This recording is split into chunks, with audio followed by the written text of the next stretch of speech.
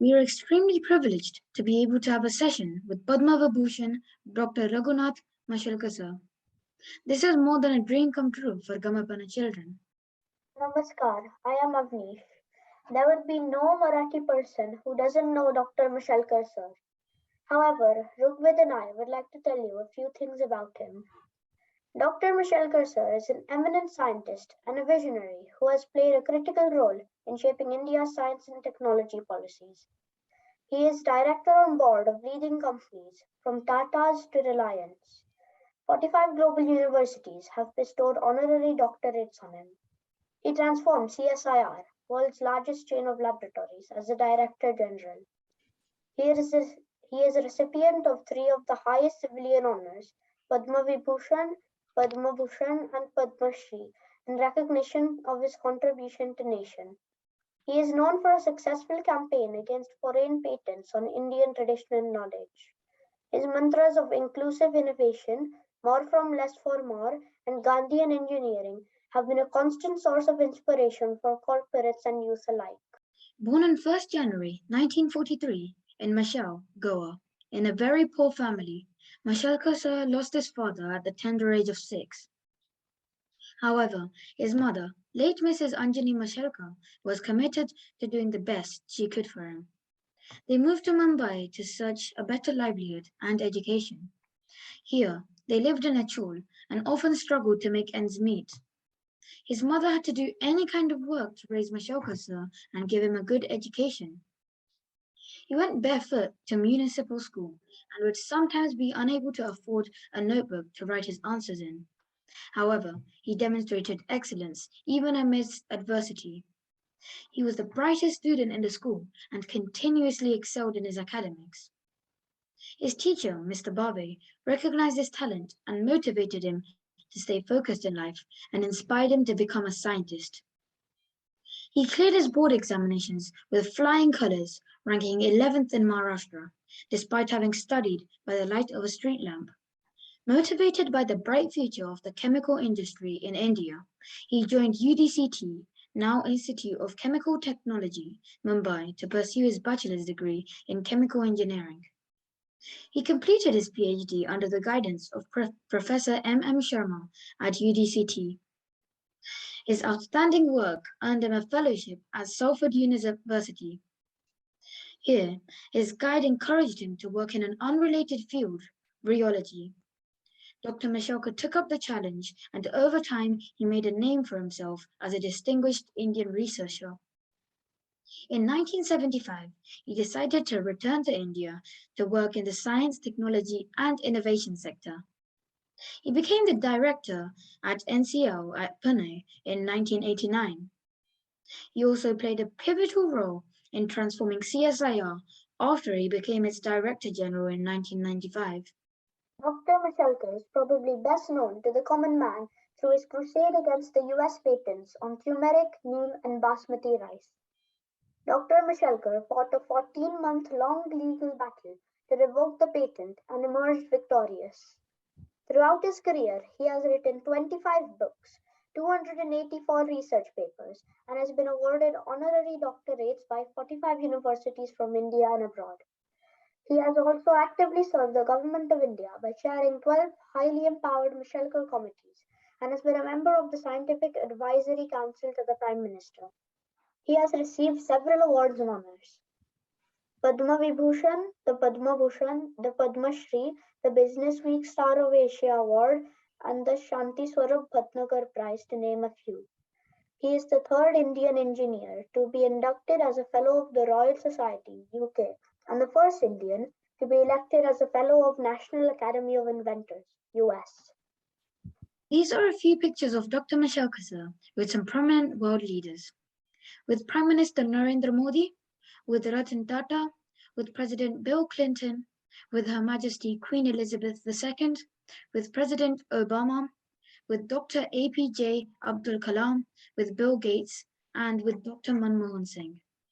These are a few pictures of Dr. Mashalkar sir, where he is honoring the legendary Maharashtrian personalities. These are Mishalkar sir's pictures with his family. Now I will hand over to Professor Shekhar Garde to interview Mishalkar sir. Professor Shekhar Gurde, who is the Dean at Rensselaer Polytechnic Institute, USA, is well known to Gamabhuna family. He and Santosh Kaka studied chemical engineering at the same university, UDCT, Mumbai, as Dr. Mashalkar sir. So this session is extra special for them. Over to you, Shekhar Kaka. Thank you, Avnish, and thank you, Rugved, for a fantastic introduction. Thank you also to Santosh and Supriya Deshpande and Gamabhana for this very special opportunity to speak with and to learn from an iconic figure, somebody who we all look up to, Dr. Raghunath Mashelkar.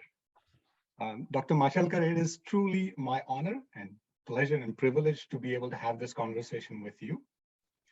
As you know, the audience today is very special. We have people ranging from 5 years old to probably 95 years old. And so we're going to have a wide-ranging questions for you. The youngsters in the audience all want to know about your childhood. They want to know what you were as a child, what were your hobbies, and did you always want to know that, hey, I wanted to be a scientist? Thank you very much. I think to begin with, I want to thank Santosh and Supriya and Gamabhana for this fantastic opportunity. Also, thank Rugved and Avnish. This is the best presentation that I've seen on me, by the way. I'm so impressed with the presentation. I was showing it to my wife, Vaishali, and she said, yes, this is certainly one of the most impressive presentations she has seen. So I want to really thank you. And the confidence and articulation with which you presented, you have a fantastic future. So grateful to you. Yes, Shekhar, it's such a special pleasure to talk to you for a variety of reasons. Your first question about childhood, I think partly it has been projected by Rugved and Avnish, but let me tell you in some detail. I was born in Mashel. That is how I'm Mashelkar. Mashel is a small village in Goa. And my father died when I was 6. And my mother actually came to Mumbai along with me. I was the only child. And it was a big struggle, as a matter of fact. But she could barely read. She could barely write. And she did all sorts of jobs that she could get. Basically, some stitching, something or the other, and so on. So 2 meals a day was a challenge. And I really studied under street lights, walked barefoot until I was 12, and so on. So it was a huge struggle. Because of maybe malnutrition, I was very thin, very weak, basically.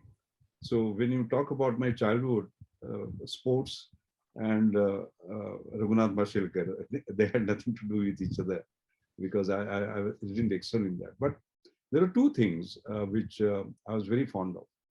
One was reading. I would read anything, Shekhar, anything that comes to my hand. And I remember reading novels by Natha Madhav, Harinarayana Apte, V. S. Khandekar, who were the great authors at that time, or Gangadhar Gadgil, and so on. And I remember reading these detective novels that Baburao Arnalkar, Rahasya Katha, as we say in Marathi, Madhukar Arnalkar and Baburao Arnalkar. Baburao Arnalkar used to have sort of a shop where you get spectacles in Thakurdwar. And I remember once going to him and taking his signature, and he gave a message because he knew that I was reading his Rahasya Katha. I was reading his detective novels. He says, Abhyas Sambhalun Rahasya Katha Vacha. First, you take care of your studies and then sort of read them. So that was one thing I was doing while I was in school, both primary and secondary, reading and reading. Secondly, because I was poor, I couldn't get access to books because I couldn't buy them. So libraries, and I must say at that time, Mumbai Marathi Sahitya Granthalaya, for example, was sort of a great resource. There were other libraries at that time, but that would not satisfy me, because there were limited books in the libraries. And I remember there was a Majestic bookstall in Kothauris used to run that. Yes.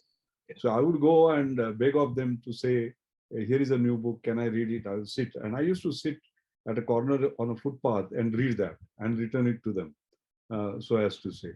So that was the reading part of it. The second was writing part of it. Mhm. I started writing. Can you imagine, when I was in the 6th standard, I wrote in a magazine, and my name appeared in print as Raghunath Mashelkar when I was in 6th standard. That was in a magazine called Manthan. And Shekhar, it will interest you.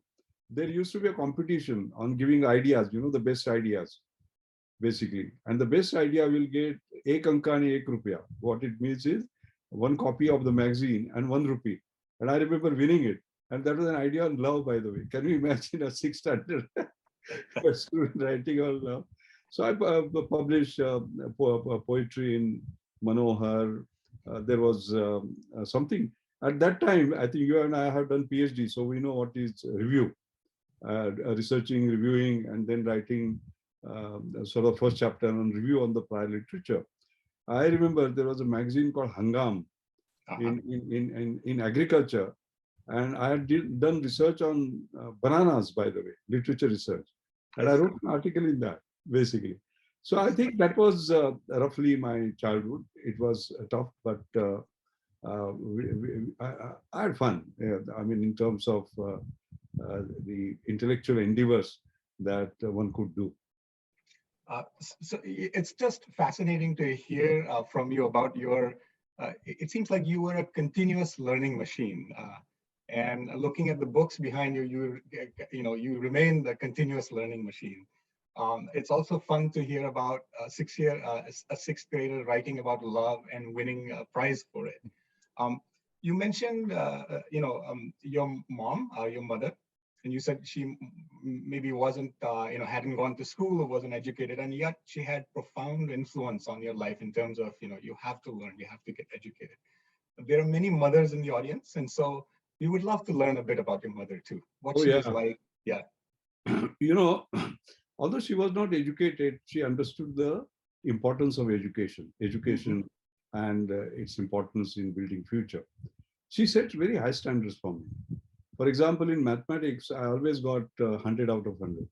Okay, I'll get 97. I'll be happy. So I'll be looking at 97, but she will make me sit and show me where you lost those 3 marks.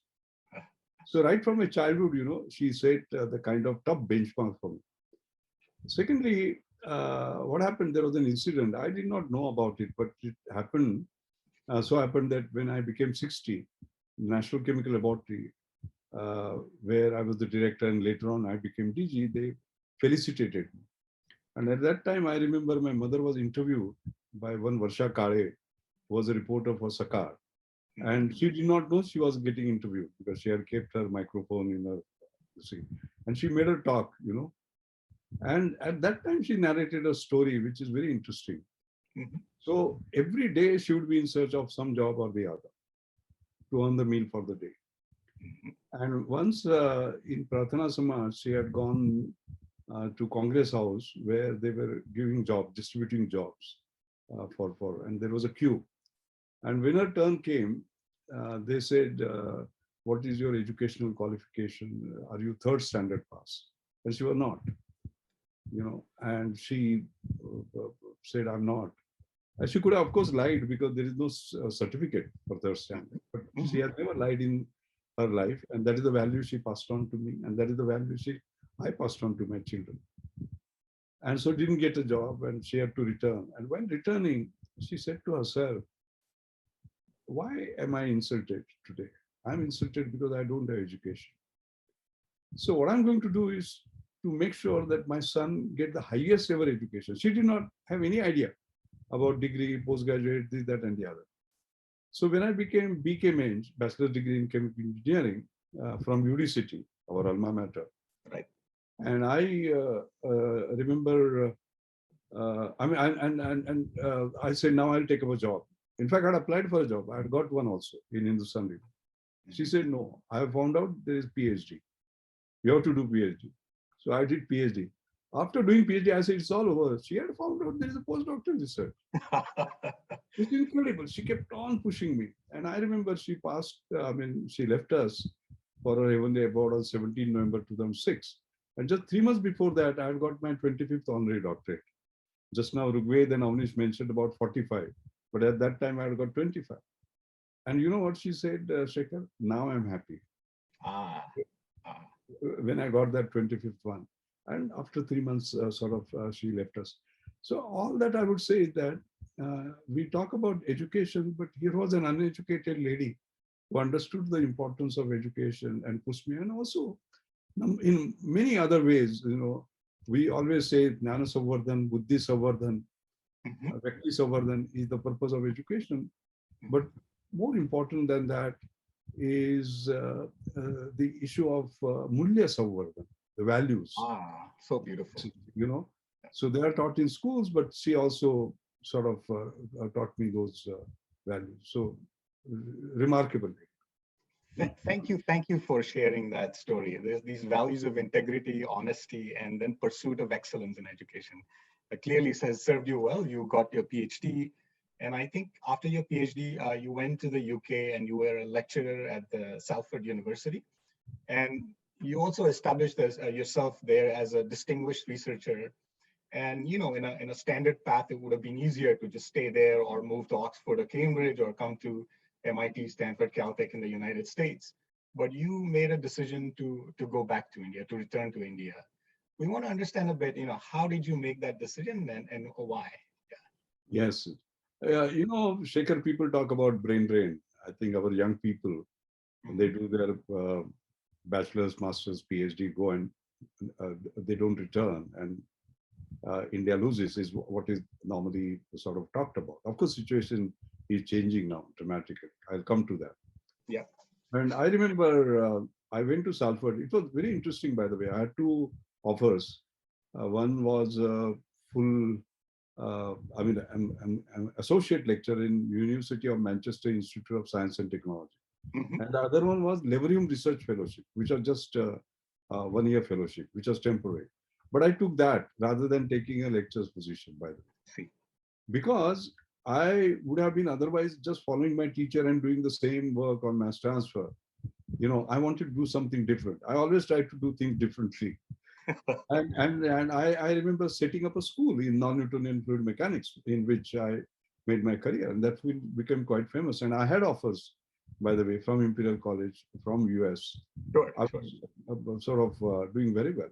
And then what happened was that Mrs. Indira Gandhi, she was bothered by the fact that our scientists will do outstandingly well. They will come to India. They will stand in the queue and they will not get the job. Bureaucracy came in the way and a whole range of things. And it had so happened that Professor Khurana, who came and didn't get a job, went back. And then he got a Nobel Prize, as you Won know. the Nobel Prize. Yeah. Yeah. So what she said to Dr. Naiduma, then Director General of CSR. CSR, as you know, is a chain of 40 laboratories with 20,000 scientists and is the biggest industrial R&D setup in the world.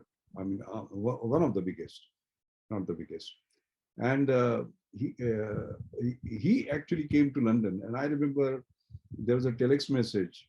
Our young people will not know what is telex actually. Telex was something very different, not even fax or not email, by the way.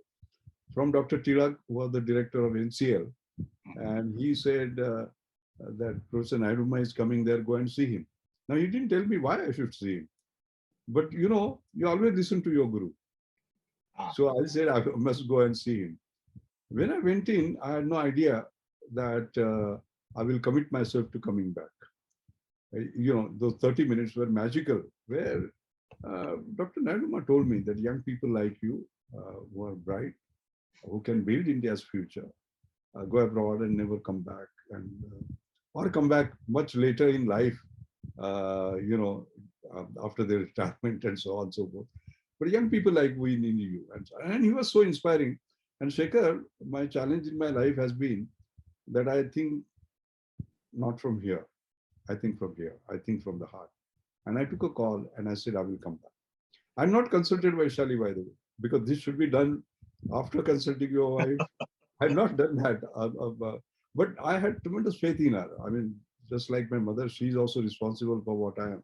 In the evening, I've called her and she said, if the nation is calling us, let's go.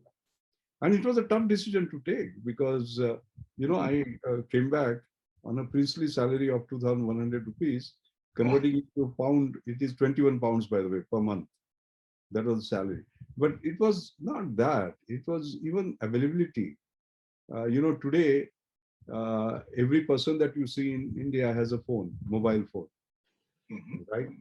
On the other day, I saw a woman cleaning the street. So she was cleaning the street with, with one hand. On the other hand, she had a mobile. This was not the case there. It used to take 6 years to get a telephone.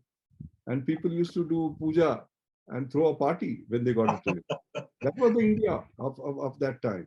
Yes. As far as NCL was concerned, we didn't have foreign exchange. It would take such a long time to get equipment, etc. Journals will come by sea mail. So what happened in the rest of the world, we'll know after 3 or 4 months, basically. That is not the situation now. Now, thanks to electronic journals, and sun still rises in the east. So therefore, we wake up ahead of Harvard, ahead of RPI, and we can see that even ahead of you, rather than 3 or 4 months. So those were completely different days. And that is the time I sort of came back and established the schools and so on and so forth. So this is the story of my return. It was an unusual decision. When you are at the peak, you are young, you have tremendous opportunities. You say, come, let's go back. So you're saying that when you went back to India to establish oneself as a distinguished scientist to do outstanding research, it was very, very challenging because of the things that you mentioned. Right? And yet, in this path that is less traveled, it's bold, it's a decision from the heart that you took.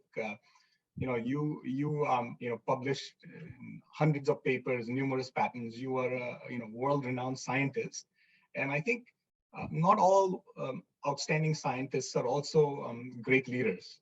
And you set the vision for India, you set the path, and you demonstrated tremendous leadership. And so these are two sort of different roles.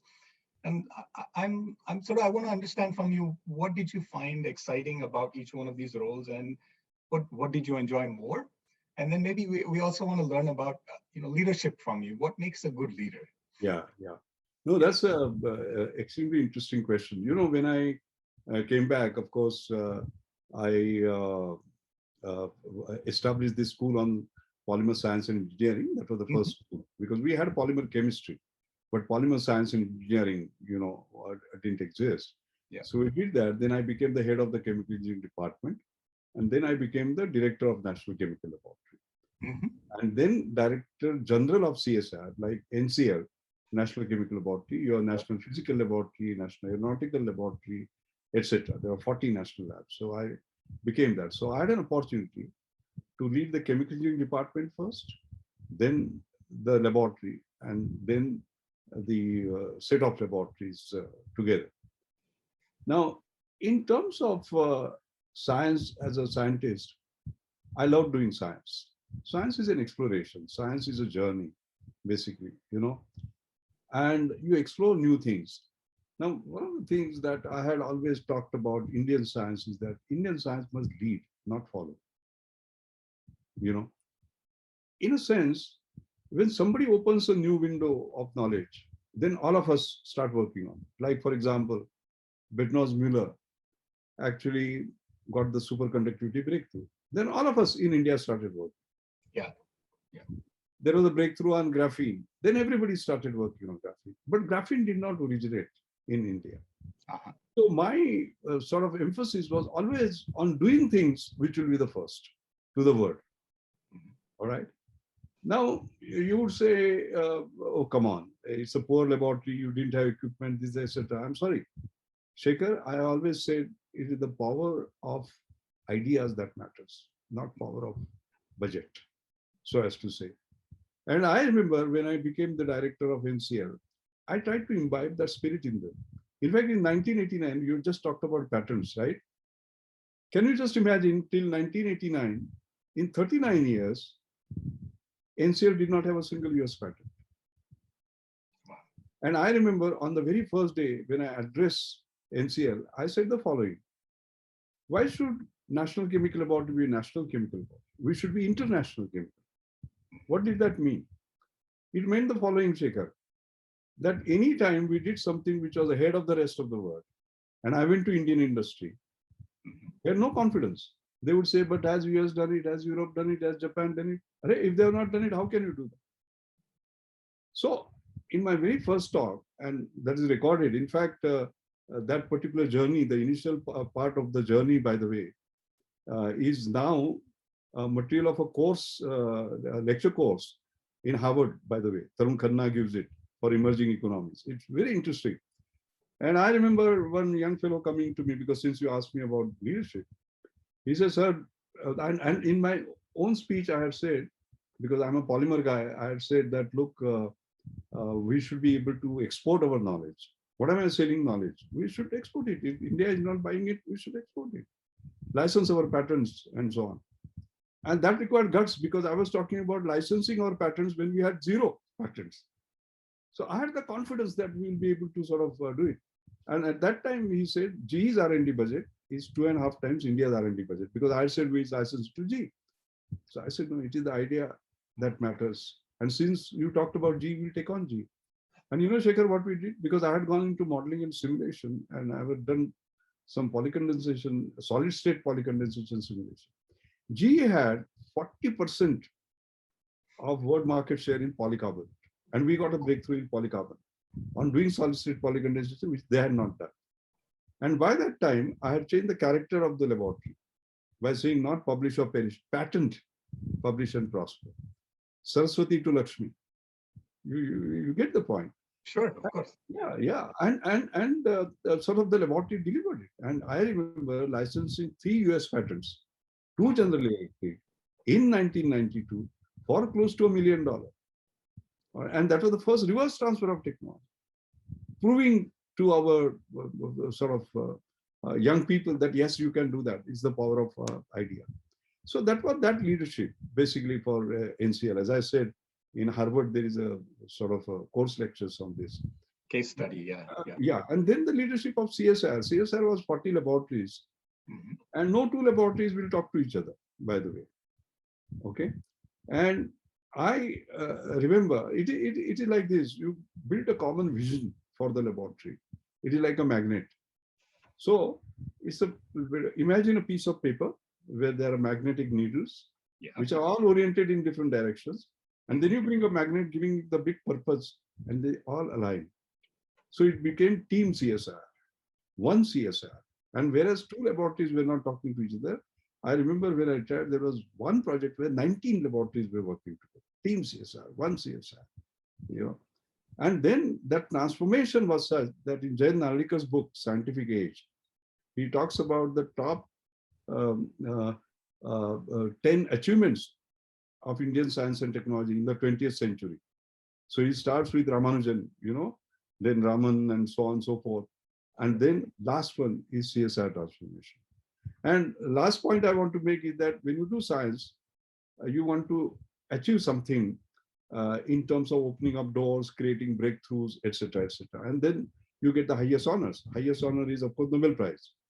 But then there are certain honors which follow after that. And FRS, Fellowship of Royal Society, is one of them, basically. And in 1998, for my science, individual science, I got FRS. And in 1998, for leadership, I got JRD Tata Corporate Leadership Award. Wow.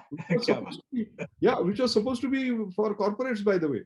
Yes. And before me, it was Narayan Murthy, and after me, it was Premji, by the way.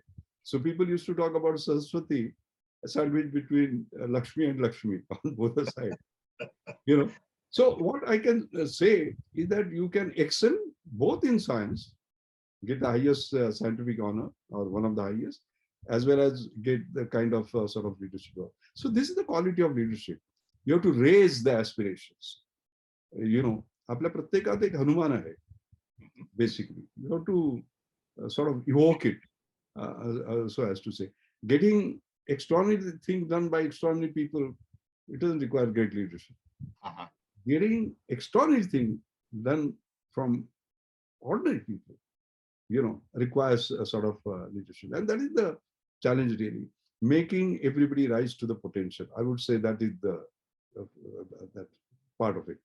I have this is beautiful. I have a quick follow-up. You mentioned awards, and I'm going to ask you about awards in the next question. But the kind of the theme in what you're telling us is, you have to have guts. You have to be bold, and you have this inner confidence that we can take on, the West, and we can do science, better than everybody else. Where do you get that confidence from? I don't know. My own life probably has been the inspiration, because if a fellow who walked barefoot on the streets and while studying Newton's laws, he would not have thought that he would sign in the same book that Newton has signed.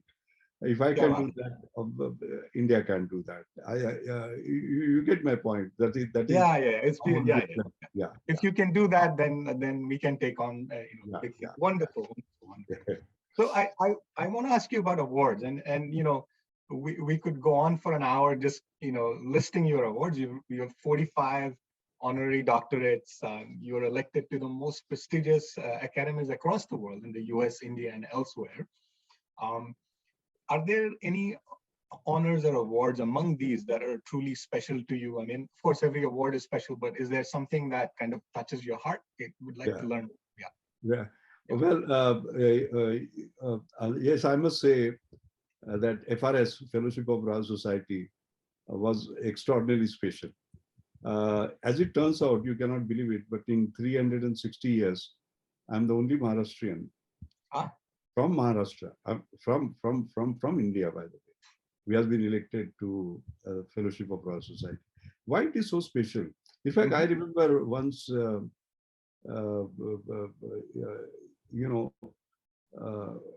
anyway, I'll come back to that story a little later. But what you do there, what is the greatest honor, I will tell you. They make you sign in the same book in which all these great scientists have signed. And then you have an opportunity to see one signature.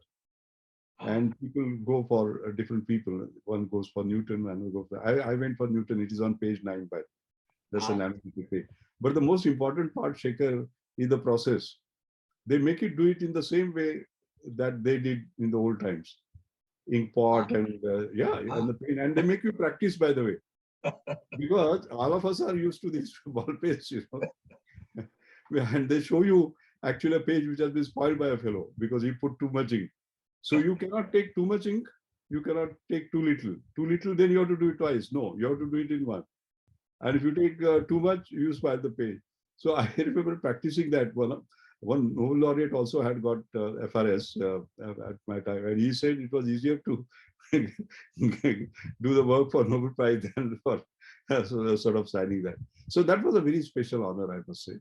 There have been others, like where you felt proud, like when I became US National Academy of Science from 1870, there have been only 7 Indians who have become ones. And in the when the ceremony was held, I remember there were flags. There was an Indian flag, by the way, and it is, one feels so proud. It is like an Olympic medalist when the flag goes up, because getting foreign associate is very difficult, by the way. Every year only a couple of them get it. So that year, Avinash Dixit from Princeton, and I had got it. But the president told me the flag is not flying because of Avinash Dixit, because he has American citizenship. It is flying because of you. I think that was special.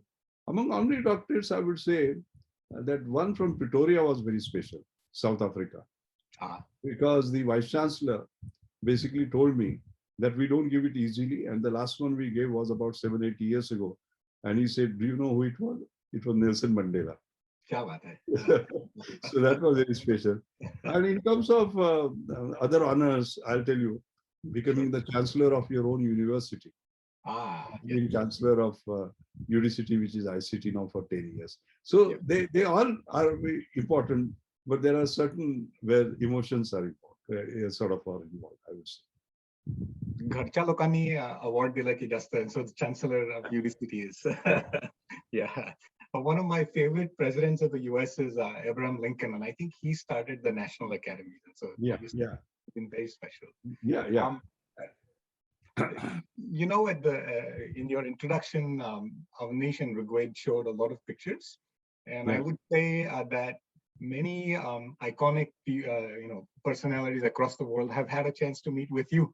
Um, Her Majesty Queen Elizabeth, many presidents of United States, including President Obama, of course, APJ Kalam, and many prime ministers of India and so on have had a chance to meet with you. And so I'm sure there are some special memories, anecdotes from those interactions. We would love to learn something. Yeah, Yeah. yeah. They did not have the opportunity to meet me. I had the opportunity to meet them.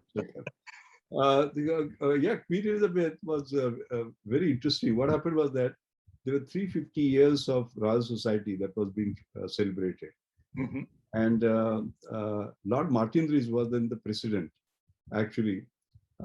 And Queen was moving, shaking hands with fellows and all that. Mhm. And I remember he introduced me, and of course we had to practice properly, how to address the Queen and bend and all that, etc. That practice we had all done basic. Anyway, so Her Majesty, when he brought that, he said he has come all the way from India. Oh, you have come all the way from India, the Queen said. I said, yeah, because this is very, very special. And then I told her that when I got the FRS, there was another FRS, old FRS. He had written to me. He said, enjoy it, because only two greater things can happen to you in your life. One is Nobel Prize, and the second is death. One of them is certain, the other one is uncertain. She had a hearty laugh, She said, oh, really? You hold it in such a high esteem. And then I had a chance to walk with her, because then there was some demonstration that was going on. And as we know, today we talk about climate change and all that. And there was one girl who explained to her that algae to oil. In fact, in the picture, you see all of us are looking at Lord Martin, this myself, and Yeah. Her Majesty, Yeah. and that young girl who is explaining. So algae to oil, how do you just take carbon dioxide, sunlight, water, nutrients, and you can convert it to oil. And you know something? Her Majesty asked some questions, probing questions, which only a scientist could ask. I was surprised, I must say. I was very, very impressed with her. That's the memory I carry. Then President Obama, yes, I was invited for a sort of dinner, and I remember when everybody comes and he's ushered in, and his name is, and when they say Raghunath Mashelkar, scientist, and this, that, and the other. And they say, oh, you're a scientist. What science do you do? Shekhar, that's the toughest question. Because in 10 seconds, you have to say what science you have done in maybe 40 years. So I said, Mr. President, I do science that works for the poor. He was so impressed. He again shook hands with me. He said, that's great, carry on. The third memory I have is with George Bush, by the way. It's an interesting one. Yeah. Because what happened was that I got this Star of Asia award in Beijing at the hands of his father, George Bush Sr. And that was just 2-3 weeks earlier. And I said to myself, what will be a statistical chance that somebody has shaken hands with both the father as well as the son? That means George Bush Sr. as well. That would be very little. So when I was introduced to him, I said, I received this, and it's a rare honor to have sort of this, etc. And then he had a big laugh, and there was a joke that was cracked. And Dr. Kalam was standing there, and he said, because I had said Star of Asia, as usual, Mashelkar is wrong. He's not Star of Asia. He's not Star of Asia. He's the star of the world for us. Star of the world, yes, of course. Yeah. So that memory I have. With Dr. Kalam, I was very, very close, by the way. Very, very close. And I'll tell you something. He's an icon. His humility was unparalleled. I've not seen somebody as humble as him. I remember in 1993, I think it was, that he invited me to talk to DRDO directors, the Defense Research Development Organization, 55 directors. And I had introduced him as Mr. Technology of India. And then I talked about patent literacy, how important it is, and so on and so forth, how I was changing and so on. What is patent literacy? Ability to read and write. You read a patent in such a way that you can bypass somebody's patent, but write it in such a way that nobody can bypass yours. And that. Mhm. And during lunch, I remember he came to me. He said, "Mashalkar, as usual, you are very kind to me. But do you know I'm Mr. Patent Illiterate of India? Ah, ah, How important is patenting for DRDO?" So I said, "You can't patent a missile, but you can patent a sensor." Then he called somebody. "Hey, come here. Listen to Mashalkar." And that is where the patenting culture was introduced. yeah. Wow. Just can you imagine Dr. Kalam saying, "I'm Mr. Patent Illiterate." I have a number of other memories of his. So all these people, I'll tell you something. They look great in terms of being president, being prime minister, being this, that, and the other, etc. But to the core, they're such wonderful sort of individuals. Atalji was one of the prime ministers, and Dr. Manmohan Singh. I really enjoyed my interaction with them. There are many, many personal anecdotes that I can give. In fact, yesterday, Atalji's biography was released, by the way, Uh-huh. and I'm the president of Pune International Center. So on that occasion, they also asked me what are my experiences, but for want of time, I'll not be able to do that. But all that I would say is that I consider myself very fortunate that I had an opportunity to shake hands with these people and interact with them. I'd say that we are, the rest of us are genuinely lucky that, people like you and Dr. Kalam, are we're alive in the same era. Um, One of the recurring themes in your life is the values and the guiding light that was your mother, and you've established the Anjani Mashelkar Foundation. We want to learn a little bit about the foundation. What motivated you to set it up, and the children mentioned at the beginning the ideas of inclusive innovation in Gandhian engineering, and so we would love to learn from you. What are those ideas? And Yeah. yeah. What happened was that I was in Delhi Mhm. and my lab NCL was in Pune, but I continued my research, by the way. And every weekend I used to come to Pune. So Friday evening I'll come, Saturday, Sunday I'll be there. In fact, Ashish Lele, you talked about, Mhm. Mhm. he and Shiny Varghese, they used to come to the airport with the results, and I we used see. to discuss on the way. I see.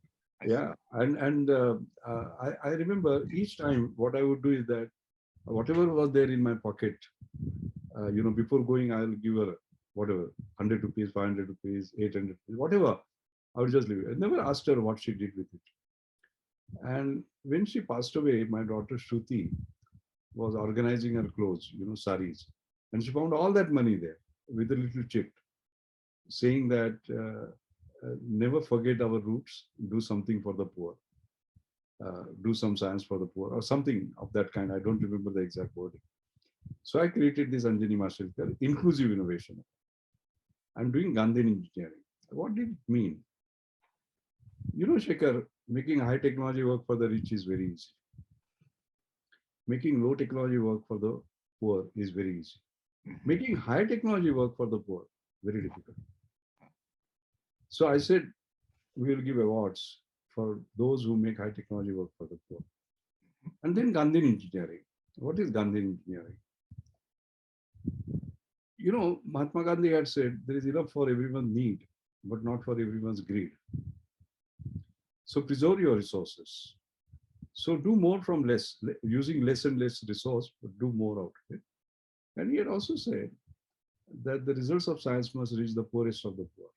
Mhm. So that become more from less for more. Mhm. You get the point? Yeah. That I titled as Gandhian engineering. And that became quite famous. I've given lectures on Gandhi engineering all around.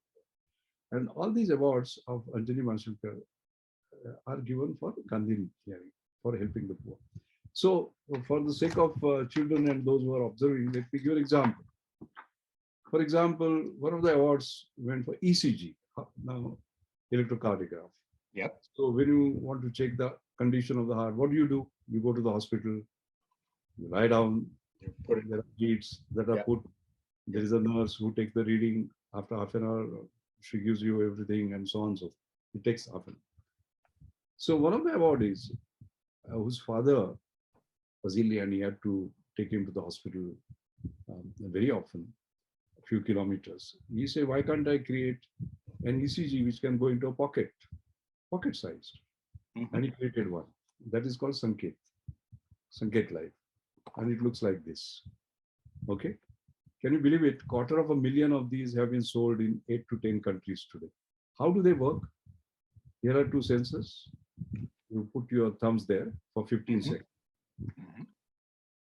Here is a sensor. This is your heart. 15 seconds, 15 seconds, 15 seconds. Similarly, 15 seconds, 15 seconds, 15 seconds. And if you have downloaded an app called Sanket, it goes to your smartphone or mobile. That means, just imagine, there's an old lady in a village. She has a heartache, pain, and she has to be taken for ECG. What would you do? You would put it in a bullock cart or a motorcycle and take her a few kilometers away. No, you just do this. And if there is a connectivity, this goes to the best expert in Pune or Mumbai or anywhere. Okay. Cost 5 rupees per ECG, not 500. And this you can buy, by the way, on Amazon. This is just 4,000 rupees. Right? This is getting more from less for more. This is inclusive innovation. This is making high technology work for the poor. So actually, this latest magazine, Civil Society, last issue, they have created a story, cover page story on all the Anjani Mashelkar Inclusive Innovation Awards. And the picture that you see here is that of oral scan. So this is an oral scan which detects cancer in mouth very, very accurately, very, very cheaply. It's almost like moving a toothbrush around, by the way. And this again is a huge, huge sort of breakthrough. So that is what the Anjani Mashelkar Foundation does. It awards them, not just award and applaud, but helps them take it forward. And many of these awardees today, they have US FDA certificate like this has, and they are going to, like, there is a $1 breast cancer scan, which is going to 25 countries today. So it is incredible. So I'm very happy that I've been able to fulfill my mother's wishes, do some science for the poor. Fantastic. Thank you for sharing. This is very, very inspiring, and I hope some of the children in the audience are inspired to develop these kinds of technologies as well. There are many children in the audience, and they are in the UK or in the US, but they have strong ties with India. आपण मराठी नाळ आपली भारताला जोडलेली असते तसं म्हणतो. Do you think these children have special responsibility?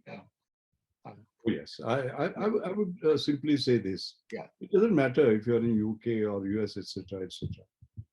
As I always say, you can take an Indian out of India, but not India out of India. Even if you are in UK or US, India should be always at your heart. That's number one. Number two, you have so much to offer, basically, to India. Even from where you are, even if you graduate there, do your PhD there, you do your job there, basically, there is so much help that you can give to sort of India. And third is particularly for Maharashtrian children, I want to say Marathi. I've seen, by the way, I've been, I remember Atlanta, this BMS convention, 3,000 young people coming there. And the way Marathi culture was preserved. Maharashtra Mandal, London, I remember I was a chief guest for some celebrations. Again, the way the culture has been preserved. I remember giving presidential lecture in Zurich University in Switzerland. Dasracha Divas hota, I remember in Paris giving French Academy of Science lecture, and again I saw Maharashtra Mandal sort of doing the celebrations. So somehow that preserving that, I think, is extraordinarily important. Let India be at your heart. That's the message. I think I'm going to give a shout out to Santosh and Supriya here. या दोघांनी त्यांची शिकवण्याची पद्धत आणि मराठी आणि culture शिकवण्याची पद्धत is very, very special. And so congratulations to Santosh and Supriya. I have a couple more questions. I hope you have time. We are really, really enjoying. Sure. Yeah. So if you have time. You know, when we look at your own journey, it's a journey of excellence. And I started thinking about who are the other people that I admire, who have perhaps had similar journeys, whether it's Pandit Bhimsen Joshi or Sachin Tendulkar, Lata Mangeshkar. Um, do you think that there are parallels or commonalities or common threads in these journeys, even though these are in different fields? And I know that you got one of your first awards writing about love in Manthan, right? So are there relationships between science and art and music and mathematics and so on? We'd love to pick your brain on that. Yes. Yeah. Yeah, no, that's an excellent question, by the way. I think there are, I believe in borderlessness, by the way, between different disciplines, whether it is science, whether it is art, and so on and so forth. And I remember when I gave the Danckwerts Memorial lecture in London, that was on borderlessness, seamlessness. So I don't believe in these artificial borders at all, as a matter of fact. That's the first thing. The second, about these people, what we see that Bhimsen Joshi is great, is Bharat Ratna. Lata Mangeshkar is great, she's a Bharat Ratna. Sunil Gavaskar is, Sachin Tendulkar is great, he's Bharat Ratna. But we don't realize what is behind that Bharat Ratna. It is hard work. Can you just guess, in Bhimsen Joshi's case, Riyaz, the number of hours? 10 to 12 hours. In Sachin Tendulkar's case, the practice, 10 to 12 hours, basically. So this is hard work. For each one of them, there is a sort of hard work. I admire them for what they have achieved in their life, but what they have achieved is by sheer hard work. And that is where I think for our children, I always like to give 5 Mashelkar mantras very quickly, if I may give. Sure. And the very first one is, there is, like instant coffee, there is no instant success. There is no substitute to hard work. All right. I'm 79. I'll be turning 80 on 1st January. I work hard 24/7, day after day, week after week, month after month, year after year. And will do so till the last day of my life. All that I would say to the children is that work hard in silence. Let success make all the nights. Like Gita, it says, Karmane Vadikaraste. I think that is the attitude we must have. That's the first one. The second one is aspirations or your possibilities. Keep them high. If you aim at Everest, you will reach at least Kanchenjunga. But if you aim at Kanchenjunga, you will not even reach Hanuman Tekri. I think that's extremely important. So therefore, I carry that philosophy in my book, Leapfrogging to Pole Vaulting. Bedukudi Nave Hanuman Udi. Why does the frog leap? Because he's afraid of the predators. He jumps a few feet. You must pole vault. The size of the pole is the size of your aspiration. This book, by the way, won the Best Business Book of the Year award. Congratulations. Yeah. No, not bad for a scientist to write the Best Business Yeah. Book. Because it is that aspirational thing, and how do you achieve it? The third is purpose, perseverance, and passion. They matter. Purpose is the big purpose, not just for yourself, for your society, for your nation. Dhruvatara apan jala manto na. But perseverance, it is always too early to give up. Winners are never quitters, quitters are never winners. Fail, you will fail. FAIL. FAIL has to be spelled as first attempt in learning. Wow. Your best guru is your last mistake. The fourth is, you keep on knocking on the doors, they don't open. Create your own doors. Like when I came back in 1976, doors were not opening because my first equipment will take 2 years. No foreign exchange, digital clearance, not manufactured. I changed my subject. I said, what is the equipment I have? This. And went into modeling and simulation. And got the one of the highest awards that one get below 45, SS Bhatnagar Prize, for that 5 years. But had I been waiting for that door to open, And the last is there is no limit to human imagination. There is no limit to human achievement, excepting the limit that you put on yourself. I remember when I got FRS, I phoned up Professor CNR Rao, Bharat Ratna. Sir, I got FRS. I thought he will get excited. He said, you know what he said, Shekhar? Not bad. Then I got these other honors, including this US National Academy of Inventors. Each time he would say, not bad. Then I said, sir, what do I do to impress you? And what he said there, I would like to end by that. He said, Mashelkar, you are climbing a ladder of excellence, which doesn't have limits, excepting the limit you put on yourself. So go limitless. So that is my advice to the young children. So therefore, no matter what you achieve in life, you have to say, my best is yet to come. So you may be in the 5th standard, you may be in the 10th standard, you may be in the 12th standard, you may be 18, you may be 88. Every day in the morning, you have to get up and say, my best is yet to come. And maybe today is the day, and do it till the last day. I think that those would be my final messages to our young children. Thank you so much. The best is yet to come. I am thoroughly inspired. I want to go back to my lab and work harder. I know that there's some, Dr. Mashelkar, there are some children who have a couple of rapid fire questions for you. Sure. Just quick. I hope you have time to. Yeah. Namaskar again. First question was, what do you do for like relaxation and for fun? Because you're a scientist, and what do you basically do for fun? Yeah.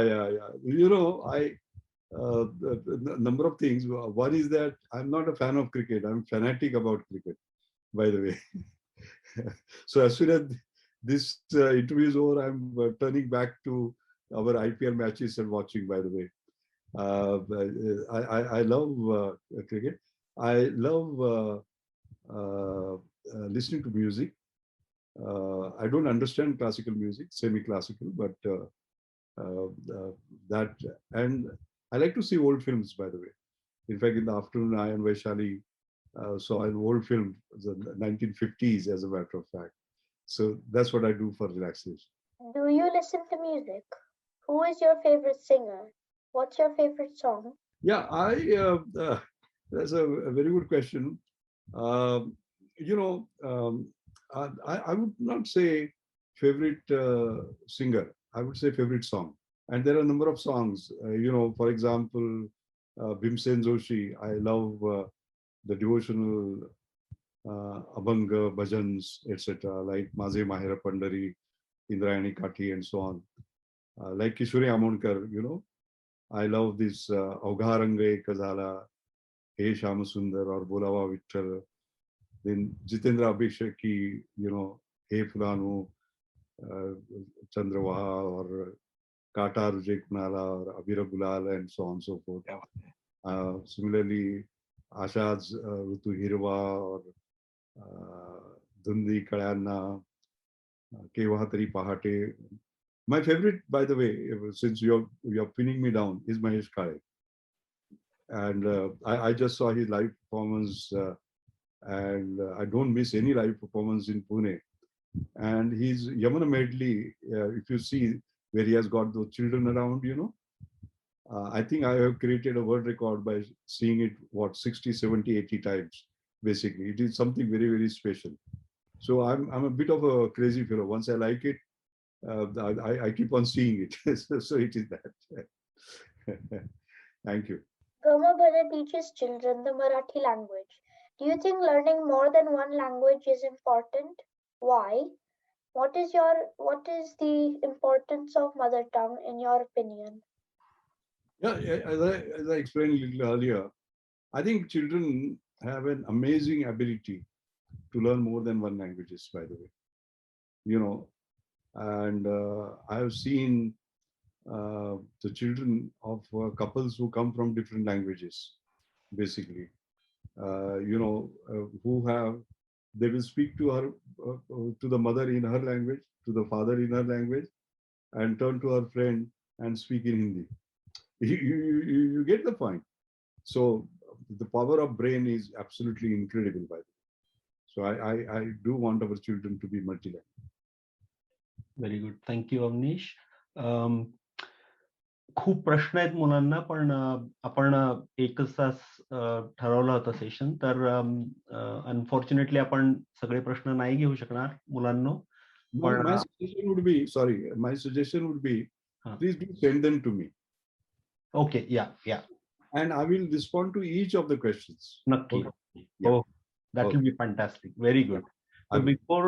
before we end the session, sir, एक तर खूप म्हणजे I have no words, म्हणजे माझ्या डोळ्यातच पाणी येतं हे सगळं तुम्ही येऊ शकलात, तर आय कांट एक्सप्रेस मच, पण आपली छोटी मनवाला काहीतरी थँक्यू म्हणायचंय तुम्हाला. तर लेट्स एंड विथ मनवाज थँक्यू.